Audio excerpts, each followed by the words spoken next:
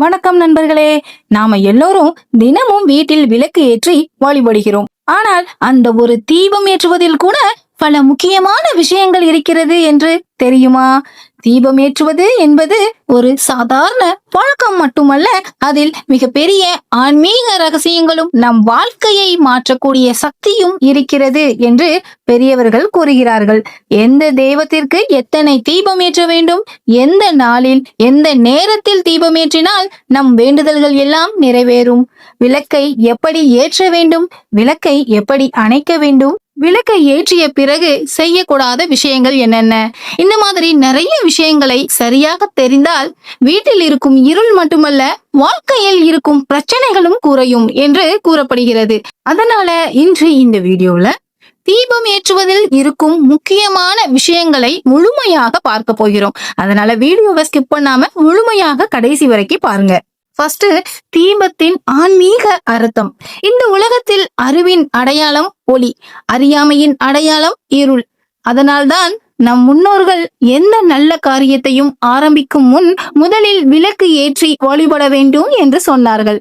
தீபம் ஏற்றும் போது அந்த ஒளி நம் வீட்டில் இருக்கும் இருளை அகற்றுவதோடு மட்டுமல்லாமல் நம் மனதில் இருக்கும் குழப்பம், பயம், எதிர்மறை எண்ணங்கள் ஆகியவற்றையும் அகற்றுகிறது. அதனால்தான் தீப ஜோதி பரபிரம்மம் என்று வேதங்களிலும் கூறப்பட்டுள்ளது. நாம் வீட்டில் ஏற்றும் குத்து விளக்குக்கும் ஒரு அழகான அர்த்தம் இருக்கிறது.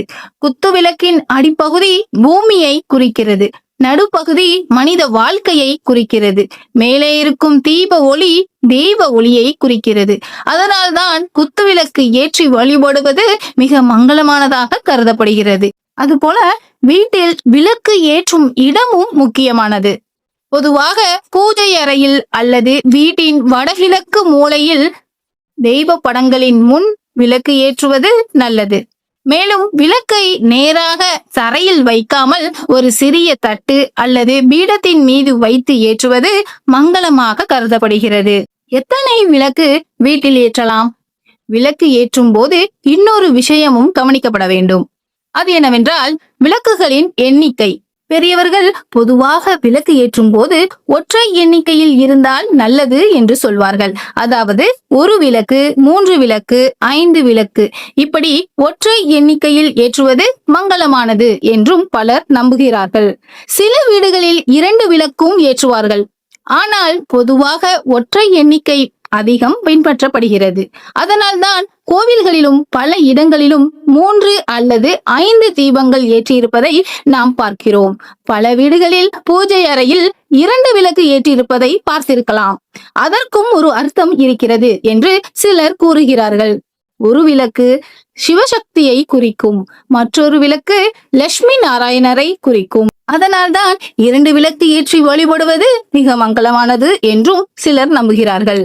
எந்த தெய்வத்திற்கு எத்தனை தீபங்கள் ஏற்ற வேண்டும்? நம் சாத்திரங்களில் ஒவ்வொரு தெய்வத்திற்கும் தனித்தனி எண்ணிக்கையில் தீபங்கள் ஏற்ற வேண்டும் என்று கூறப்படுகிறது. முழுமுதற் கடவுளான விநாயக பெருமானுக்கு 1 அல்லது 7 தீபங்கள். விநாயகர் அனைத்து தடைகளையும் நீக்குபவர். அதனால் வழிபாட்டின் தொடக்கத்தில் அவருக்கு தீபம் ஏற்றுவது நல்லது. முருகப்பெருமானுக்கு 6 தீபங்கள். முருகன் ஆறுமுகன் என்பதால் 6 தீபம் ஏற்றி வழிபட்டால் தைரியம், வெற்றி, பாதுகாப்பு கிடைக்கும் என்று நம்பப்படுகிறது. பெருமாளுக்கு 6 தீபங்கள். மகாவிஷ்ணு உலகத்தை காக்கும் தெய்வம். அவருக்கு 6 தீபங்கள் ஏற்றி வழிபட்டால் வாழ்க்கையில் நிலைத்தன்மை கிடைக்கும். நாக அம்மனுக்கு 4 தீபங்கள். நாகதெய்வ வழிபாடு குடும்ப வளர்ச்சி மற்றும் சந்தான பாக்கியத்திற்காக முக்கியமானதாக கருதப்படுகிறது. சிவபெருமானுக்கு 3 அல்லது 9 தீபங்கள். 3 தீபம் என்பது சிவனின் திரிசூலத்தை குறிக்கும். 9 தீபம் என்பது நவக்கிரகங்களின் அருளை பெறுவதை குறிக்கும். அம்மனுக்கு 2 தீபங்கள்.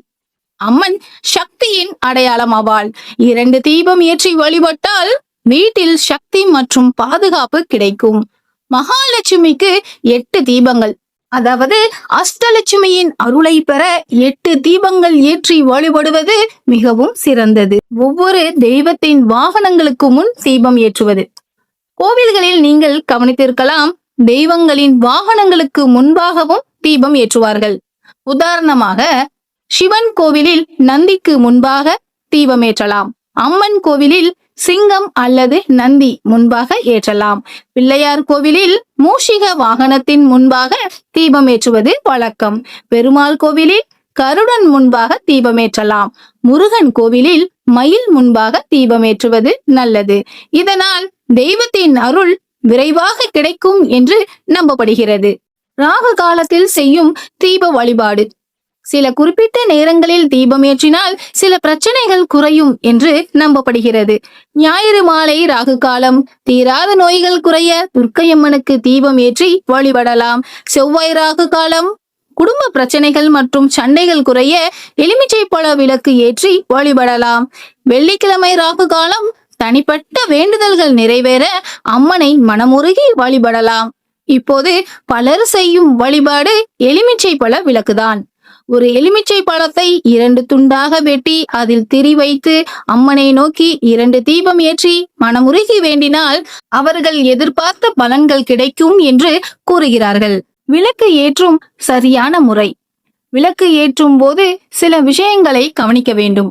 முதலில் விளக்கில் நெய் அல்லது எண்ணெயை ஊற்ற வேண்டும். அதற்கு பிறகுதான் பஞ்சு திரியை வைத்து தீபம் ஏற்ற வேண்டும்.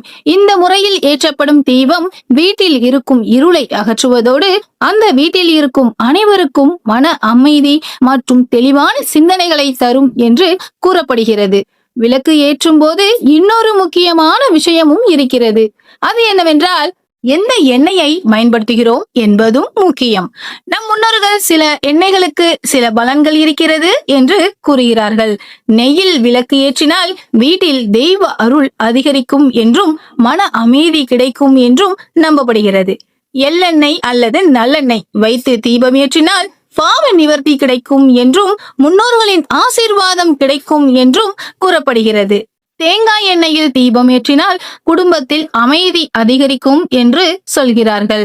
இலுப்பை எண்ணெய் வைத்து விளக்கு ஏற்றினால் செல்வ வளம் அதிகரிக்கும் என்று நம்பப்படுகிறது.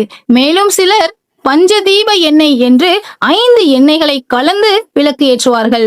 இது மிகவும் மங்களமான தீபம் என்று சிலர் நம்புகிறார்கள். எந்த நேரத்தில் தீபம் ஏற்ற வேண்டும்?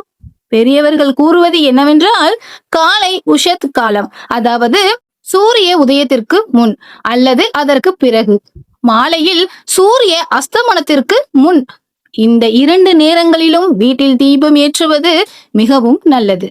இது வீட்டில் இருக்கும் நன்மை சக்திகளை அதிகரிக்கும். திரியின் முக்கியத்துவம். திரியும் மிகவும் முக்கியமானது. பொதுவாக 2 திரிகளை சேர்த்து முறுக்கி ஏற்றுவது நல்லது. ஒரு திரி மட்டும் ஏற்றும் போது கிழக்கு திசை நோக்கி இருக்க வேண்டும். புதிய மஞ்சள் துணியில் திரி செய்து விளக்கு ஏற்றினால் தீய சக்திகள் மற்றும் செய்வினை தொந்தரவுகள் அண்டாது என்று கூறப்படுகிறது. மேலும் விளக்கு எந்த திசை நோக்கி இருக்கிறது என்பதும் முக்கியம். விளக்கு கிழக்கு திசை நோக்கி இருந்தால் அது நல்ல தொடக்கத்தையும் அறிவையும் தரும் என்று கூறப்படுகிறது.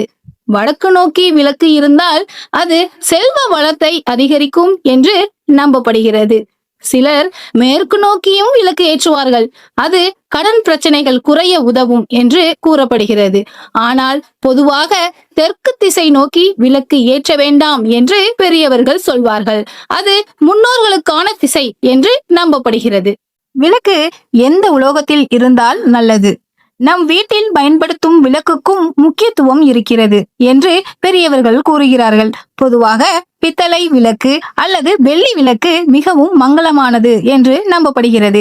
பித்தளை விளக்கில் தீபமேற்றினால் வீட்டில் நல்ல சக்தி அதிகரிக்கும் என்று கூறப்படுகிறது.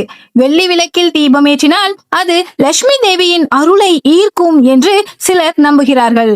அதனால்தான் பல வீடுகளில் பூஜை அறையில் வெள்ளி அல்லது பித்தளை குத்துவிளக்கு வைத்து வழிபடுகிறார்கள். விளக்கு ஏற்றும் போது நம் முன்னோர்கள் மிகவும் கவனமாக சொல்லிய ஒரு முறை இருக்கிறது.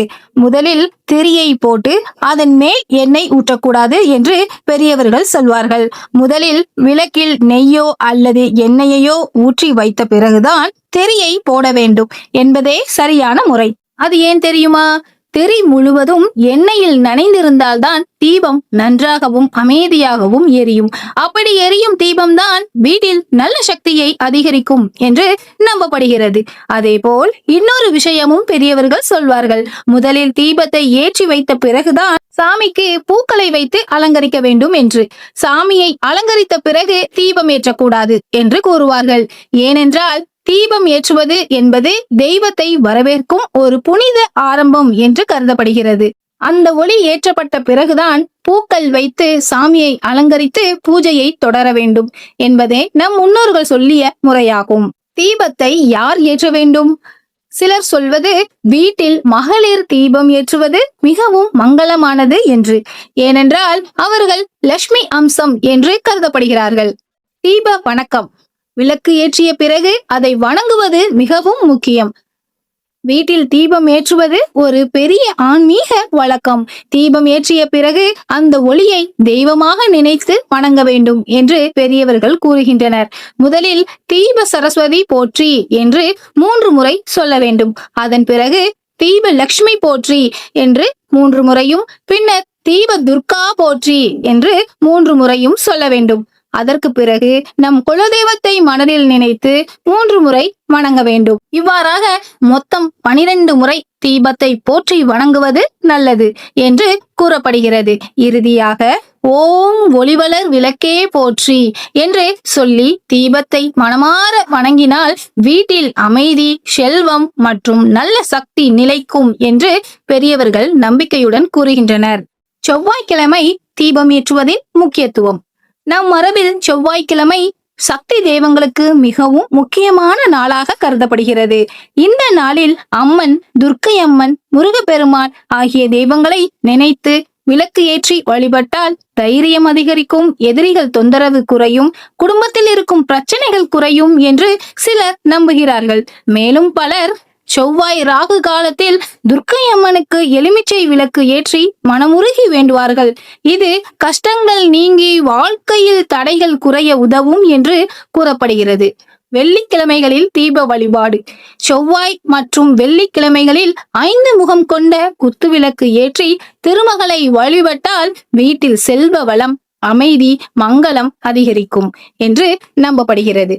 ஏன் வெள்ளிக்கிழமை தீபம் மிகவும் முக்கியம்? நம் மரபில் வெள்ளிக்கிழமை லட்சுமி தேவிக்கு மிகவும் பிடித்த நாளாகும் என்று கூறப்படுகிறது.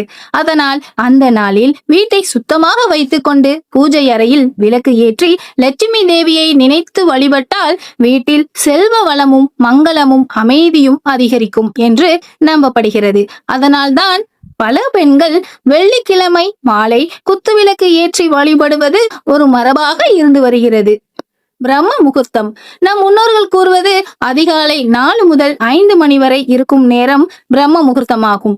இந்த நேரத்தில் எழுந்து விளக்கு ஏற்றி தெய்வத்தை நினைத்தால் அந்த நாள் முழுவதும் நன்மையாகவே நடக்கும் என்று கூறப்படுகிறது. தீப வழிபாட்டின் பலன்கள்.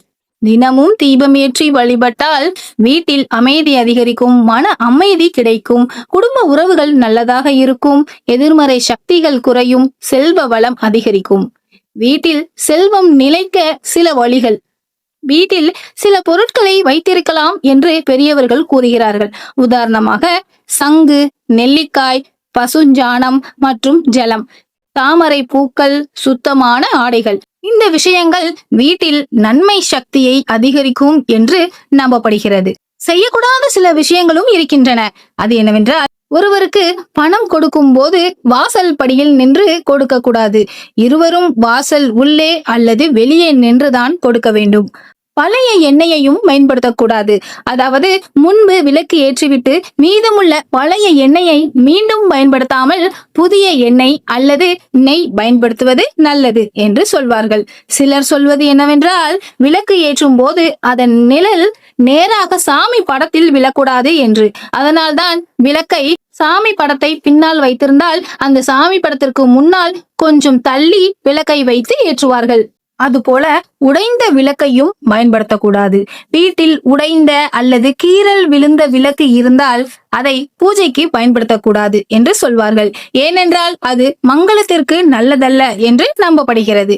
மேலும் விளக்கு ஏற்றிய பிறகு பால், தயிர், உப்பு, ஊசி போன்ற பொருட்களை மற்றவர்களுக்கு கொடுக்க கூடாது என்றும் கூறப்படுகிறது. மேலும் சாமிக்கு பூஜை செய்யும் போது ஈரமான துணி அணிந்து பூஜை செய்யக்கூடாது. விளக்கு ஏற்றிய பிறகு வீட்டில் சில விஷயங்களை தவிர்க்க வேண்டும் என்று பெரியவர்கள் சொல்வார்கள். அதாவது மாலை நேரத்தில் விளக்கு ஏற்றி வைத்த பிறகு வீட்டை துடைப்பது அல்லது சுத்தம் செய்வது போன்றவற்றை தவிர்க்க சொல்வார்கள். அதேபோல் விளக்கு எரிந்து கொண்டிருக்கும் போது குப்பையை வெளியே எறிவதும் நல்லதல்ல என்றும் கூறுவார்கள். மேலும் விளக்கு ஏற்றிய பிறகு வாசல் கதவை சத்தமாக அடைப்பது அல்லது கடுமையான சண்டை, அதாவது தகாத வார்த்தைகளை பேசுவது கூட தவிர்க்க வேண்டும் என்று பெரியவர்கள் சொல்வார்கள். அதேபோல் மாலை விளக்கு ஏற்றிய பிறகு உடனே தூங்கிவிடக் கூடாது என்றும் சிலர் கூறுவார்கள். அந்த நேரத்தில் குறைந்தது சில நிமிடங்களாவது தெய்வ நாமத்தை சொல்லி அமைதியாக இருக்கலாம். மேலும் விளக்கு எரிந்து கொண்டிருக்கும் போது அதை இடம் மாற்றி இங்கும் அங்கும் எடுத்து செல்லக்கூடாது என்றும் சிலர் சொல்வார்கள். இந்த மாதிரி பழக்கங்களை நம் முன்னோர்கள் சொல்லியதற்கு காரணம் வீட்டில் மங்களமும் அமைதியும் நிலைத்திருக்க வேண்டும் என்பதற்காகத்தான். விளக்கு ஏற்றும் நேரத்தில் இன்னும் சில விஷயங்களை கவனிக்க வேண்டும் என்று பெரியவர்கள் கூறுவார்கள். அது என்னவென்றால், விளக்கு ஏற்றும் போது தலைமுடியை சீராக கட்டிக்கொண்டு அல்லது ஒழுங்காக வைத்துக் கொண்டுதான் தீபம் ஏற்ற வேண்டும் என்று சொல்வார்கள். தலைமுடியை விரித்து விடவும் கூடாது என்று பெரியவர்கள் அறிவுறுத்துவார்கள். அதேபோல் ஈரமான தலைமுடியுடன் விளக்கேற்றக்கூடாது என்றும் சிலர் கூறுவார்கள்.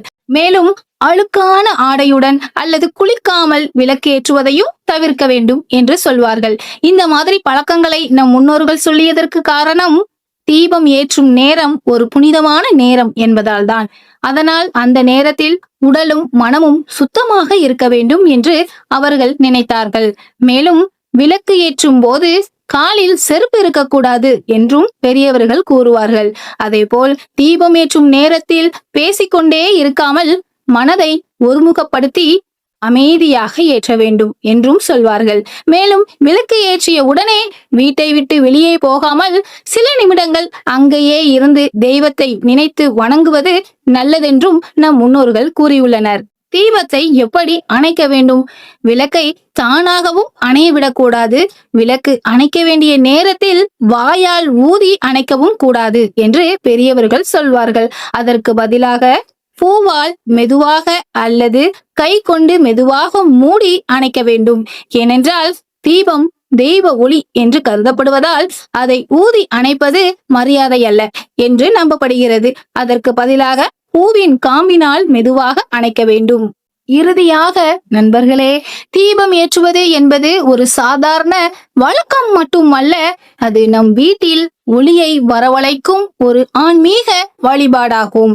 அதை சரியான முறையில் செய்தால் வாழ்க்கையில் அமைதி, நன்மை, செல்வ வளம் ஆகியவை அதிகரிக்கும் என்று நம் முன்னோர்கள் கூறியுள்ளனர். இந்த தகவல்கள் உங்களுக்கு பயனுள்ளதாக இருந்தால் இந்த வீடியோவை லைக் செய்யவும் உங்கள் நண்பர்களுடனும் பகிரவும். மேலும் இந்த மாதிரியான ஆன்மீக தகவல்களுக்கு எங்கள் சில் அவுட் ராசா சேனலை சப்ஸ்கிரைப் செய்யவும் மறக்காதீர்கள். நன்றி, வணக்கம்.